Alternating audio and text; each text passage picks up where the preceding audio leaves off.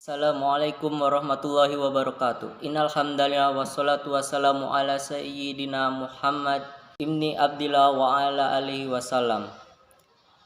Sebelum saya menjelaskan materi yang akan saya sampaikan, izinkan saya untuk memperkenalkan diri terlebih dahulu. Perkenalkan, nama saya Habib Aprian Saputra dari kelas 11 Agama 1.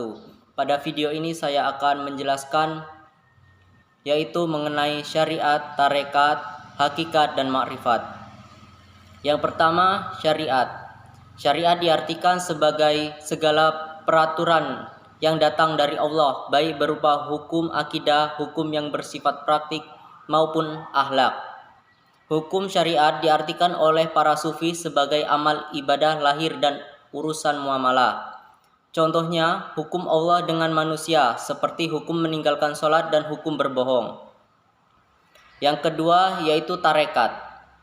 Tarekat berasal dari kata thoriqoh yang bermakna jalan atau metode dan mengacu pada aliran keagamaan tasawuf.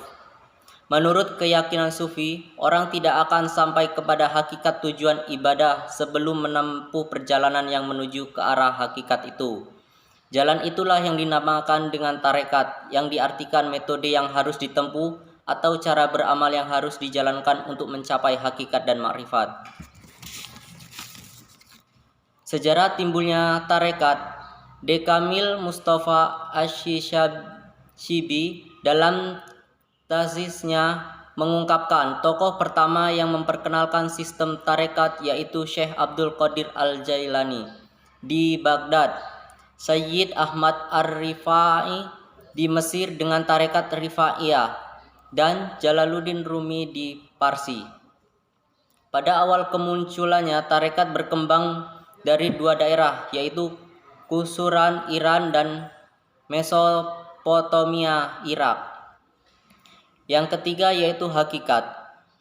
Kata hakikat secara bahasa berarti inti atau sumber asal dari sesuatu. Dalam dunia sufi, hakikat diartikan sebagai aspek batin dari syariat yang bersifat lahir.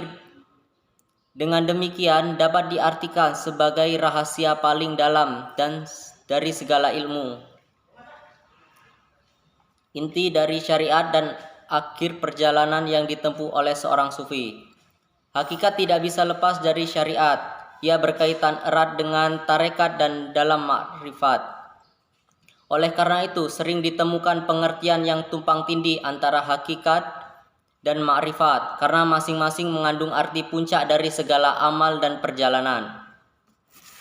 Kemudian makrifat. Makrifat yaitu mengenal Allah dengan pengenalan yang sebenar-benarnya. Secara bahasa berarti pengetahuan atau pengalaman. Dalam istilah sufi, makrifat diartikan sebagai pengetahuan tentang Tuhan melalui hati nurani.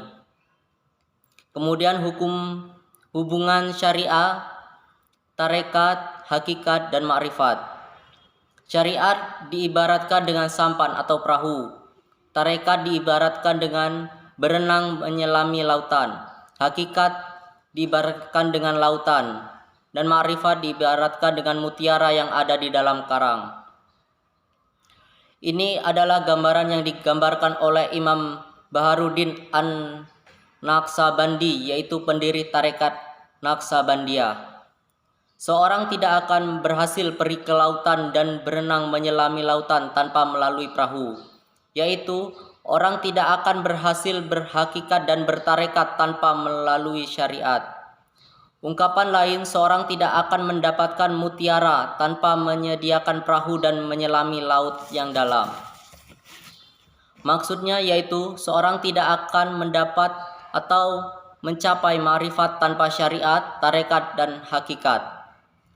Atas dasar ilustrasi seperti itu, perumpamaan keempat konsep tersebut merupakan sebuah sistem dan struktur amalan Islam yang selalu berkaitan dan tidak dapat dipisahkan. Itulah hubungan dari syariat, tarekat, dan hakikat serta ma'rifat.